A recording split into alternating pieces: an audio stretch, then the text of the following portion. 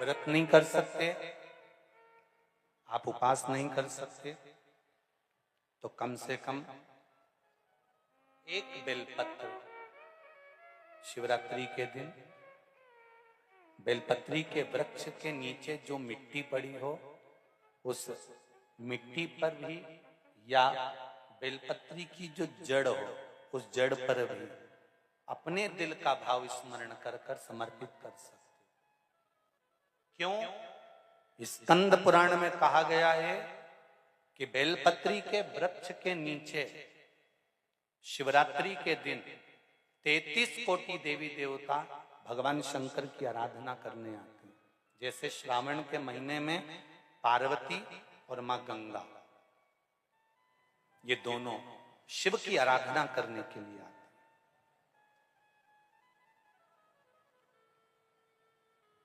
गंगा भी हिमालय राज की बेटी है और माता पार्वती भी हिमालय राज की बेटी है।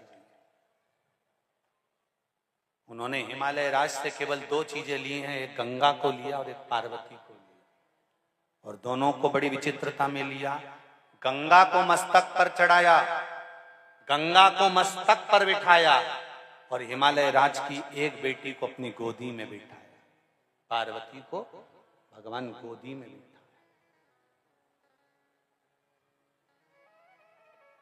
एक को मस्तक पर, एक को गोदी। एक घर की नारी का सम्मान कैसे होता है, ये शंकर जी की कथा वर्णन करती है। आप में से कितने लोग हैं जो शंकर जी के मंदिर जाते हैं? जरा हाथ उठाओ। सभी जाते हो? शिव मंदिर में जाकर देखना, शंकर भगवान नीचे होंगे, पार्वती जी ऊंची होंगी। बोलो सही है कि गलत है? शिव जमीन पर बैठे हैं,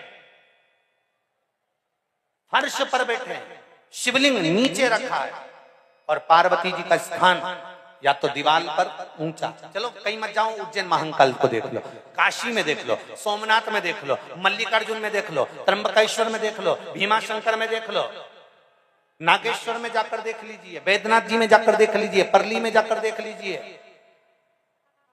केदार में जाकर देख लीजिए। शंकर भगवान का शिवलिंग नीचे मिलेगा और पार्वती ऊंची स्थान पर बैठी हुई मिलेगी। वो शंकर भगवान की कथा कहती है। भगवान ब्रह्मा जी का कथा देख लो, ब्रह्मा जी का स्वरूप देख लो।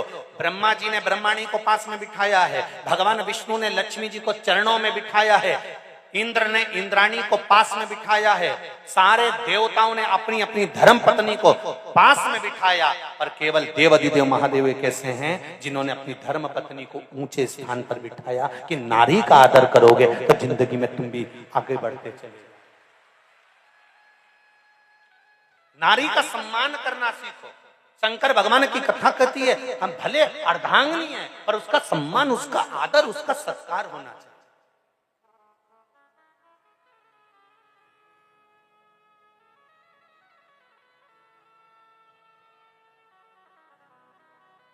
पति और पत्नी का संबंध सम्मान का है, आदर का है,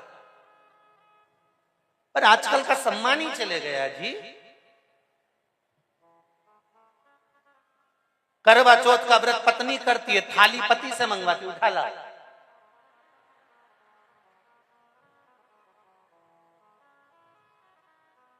और पति बेचारा अपने काम में लग जाए तो चलनी में मुंडा देखती देखती बोल सीधे खड़े रहो, अच्छे से कह रही।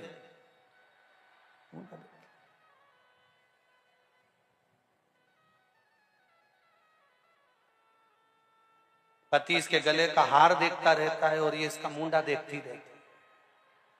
पति हार इसलिए देखता है कि प्राण खा गई जब तक नहीं दिलाया। एक दिन के चक्कर में कर्जे में डुबा दिया। फिर इसने पति के चरणों को प्रणाम करा तो पति ने भी चंद्र देवता को प्रणाम करा। इसमें रोज ऐसी अकल क्यों नहीं भर देता? प्रति रोज प्रणाम, उसमें क्या। और एक बात का और स्मरण रहे, खाने के लिए जो बेलपत्र हम जी भगवान हम जो बेलपत्र खाते हैं भगवान शंकर पर चढ़ी हुई, वो 3 की बनी हुई एक बेलपत्र वाली नहीं खाना। कई बेलपत्र आपने देखा होगा कि 3 की एक वाली भी रहती है, कि वो तीनों एक जैसी रहती है, इस तरह से दिखने लगती है। वो देखिए आप लोगों ने, 3 की एक दिखती है। वैसी नहीं, बेलपत्र जो 3 पत्ते की होती है, फिर अच्छे से समझ लेना, जो 3 पत्ते की बेलपत्र होती है, उसी बेलपत्र को शिवजी पर चढ़ाकर उसी बेलपत्र का सेवन करना चाहिए।